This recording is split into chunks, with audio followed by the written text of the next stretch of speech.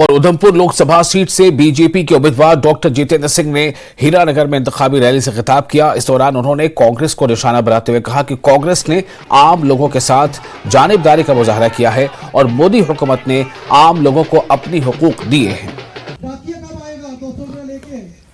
और आप देखिए हीरानगर से मोड़ से हीरानगर तक उस समय की सरकारों में और आज की सरकार में जो फर्क है साथियों। मोदी जी की योजनाओं का लाभ समाज के उन वर्गों तक पहुंचा जिनका तिरस्कार पिछली सरकारें करती। नारियों के घर टॉयलेट भी पहुंचा, गैस का सिलेंडर भी पहुंचा, कच्चे मकान पक्के हो गए। 25 करोड़ लोग गरीबी रेखा से बाहर आए। कांग्रेस पार्टी ने क्या किया? गरीबी हटाओ का नारा दिया और गरीबों को हटा दिया।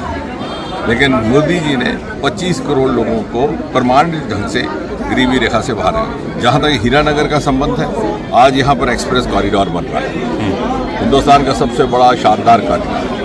पूछा जाए कांग्रेस सरकार से, 60-70 साल उनका राज रहा, क्यों नहीं वो कर पाया? 4% आरक्षण कांग्रेस का ये कर नहीं रही। 4% आरक्षण LOC को दिया, यहाँ नहीं दिया इंटरनेशनल बॉर्डर, क्योंकि मालूम था कि प्रेमनाथ डोगरा की धरती है।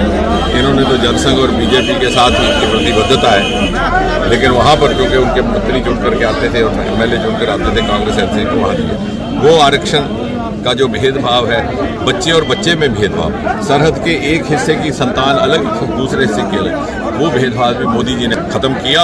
और मोदी जी ने ये हमारी सोच बदली। ये एक ऐसी सरकार है जो ना वोट की राजनीति करेगी, धर्म मजहब जात के आधार को छोड़ करके।